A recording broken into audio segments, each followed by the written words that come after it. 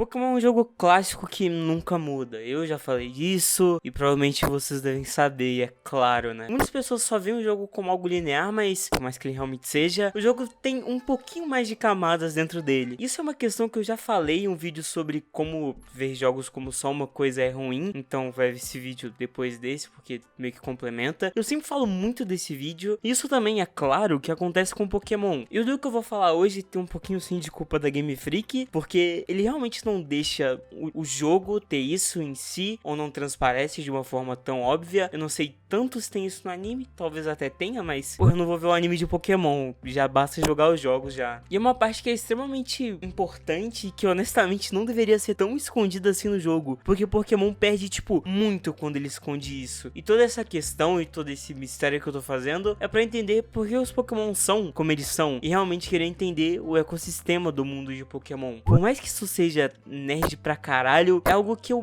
venho interessando demais, principalmente por causa dos vídeos do Kaká Mestre Pokémon. Os vídeos deles são tipo bizarramente bons, eu recomendo vocês verem depois, mas enfim, isso é uma parte muito interessante que os jogos não transparecem e que eles perdem muito justamente por não transparecer, entender realmente porque alguns Pokémon são assim, porque eles evoluem para suas formas e ver principalmente a cultura e o ecossistema em que ele vive. Também é claro, tudo que originou um Pokémon, todas as ideias, todas as inspirações. Isso pra mim tem sido uma jornada muito da hora, que eu tenho gostado demais de ver. Realmente pegar um Pokémon e entender tudo que tá por trás dele. E tem uns Pokémons que tem tipo histórias bizarras de boa, e eu não sei como não tem isso no jogo. Eu realmente acho que deveria ter tipo um jogo só falando sobre isso, mas enfim, muito provavelmente o exemplo de Pokémon assim que muito provavelmente todo mundo conhece é o Magikarp e o Gyarados, e toda a evolução dele e a lenda que ele tem por trás, que é a lenda da carpa, uma lenda japonesa, onde diz que, tipo, se uma carpa conseguir escalar uma cachoeira ou uma montanha específica, eu não lembro, ela vira um dragão muito foda. Isso serve como uma recompensa por toda a perseverança de realmente se ter escalado aquela montanha passando por todas as dificuldades. Isso também acaba se conectando com o jogo em si, já que puta que pariu, evoluir o Magikarp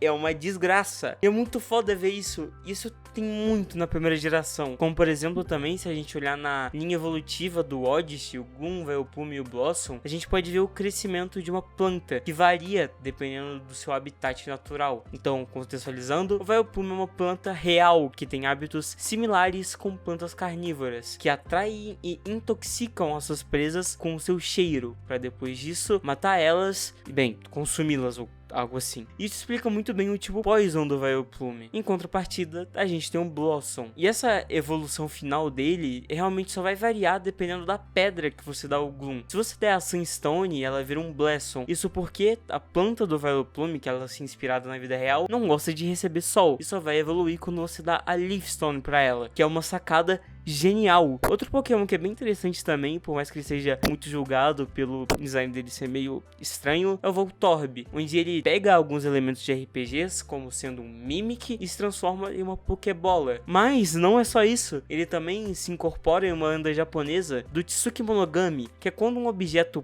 passa dos 100 anos, ele vira um yokai, um espírito, o que é muito da hora. E também tem diversas outras lendas com ele, tipo, podendo ser uma bomba, porque ele explode, ou algo do tipo. Tem até um fenômeno físico, se eu não me engano, mas enfim, eu não sou tão nerd assim, né? E é muito mais da hora ver isso quando a gente vê o Voltorb de Hisui, que representa uma Pokébola da época, tanto no visual quanto na sua tipagem, adquirindo o tipo grama, é claro, que também representa as Pokébolas, etc. E esse exemplo do Voltorb mostra duas coisas. Primeiro que Pokémon sempre teve isso, e a direção criativa de Pokémon é, tipo, às vezes fenomenal, e tem umas sacadas geniais pra cada Pokémon. E a segunda coisa é que a franquia evoluiu, e com isso, as ideias e formas que os Pokémon são feitos também. Agora vindo conceitos e referências muito melhores, já que da quinta geração pra frente, ficou muito comum os Pokémon só trocarem de forma, ou terem uma segunda forma mais especial que representa certa coisa. Isso vem um exemplo que eu gosto bastante, que é do Darmanitan, onde ele representa um boneco de Darua, o que explica ele ser tipo fogo, já que existe uma cerimônia pra queimar esses bonecos bonecos no final do ano. Eu não sei e não entendi muito bem o porquê eles queimam os bonecos, mas enfim, eles queimam. Isso fica muito óbvio na sua forma Zen, que pode representar também os 3 macacos sábios de não ver o mal, não ouvir o mal e não falar o mal, tanto por causa do seu design. E talvez por isso que a sua versão normal pareça um gorila. Mas também a forma Zen dele tá sem pupilas e representa outra tradição de pintar os olhos de um Daruma para realizar um desejo pintando o olho esquerdo e para tornar esse desejo realidade pintando o olho direito. E é muito foda ver isso em um Pokémon, tipo, é muito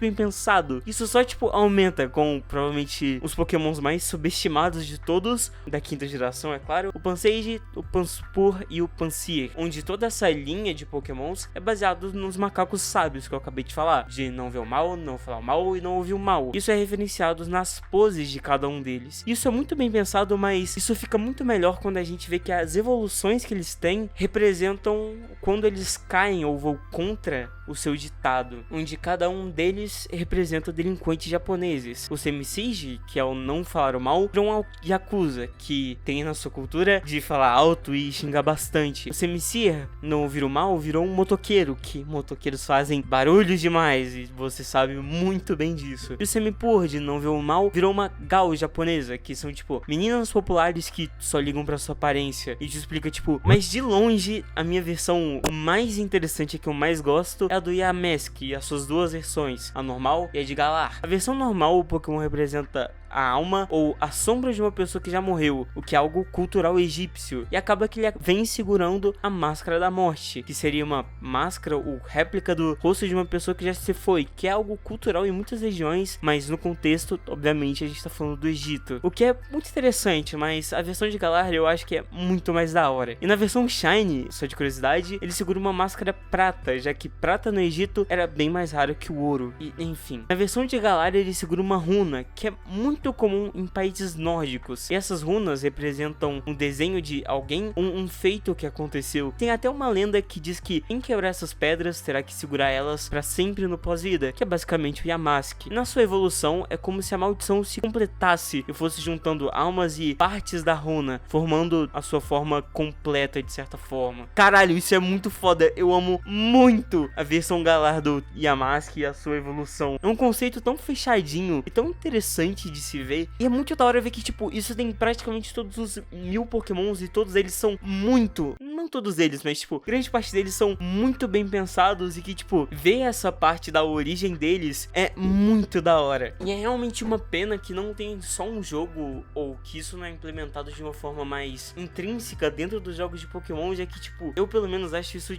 muito interessante. Eu falei só das origens, eu não falei do ecossistema de cada Pokémon, mas eu acho que aí já seria demais também, né? E, enfim, se vocês souberem de outros Pokémons, deixem aí nos comentários pra gente poder trocar esse conhecimento que, apesar de nerd, é muito da hora. Eu vou ficando por aqui. Tchau.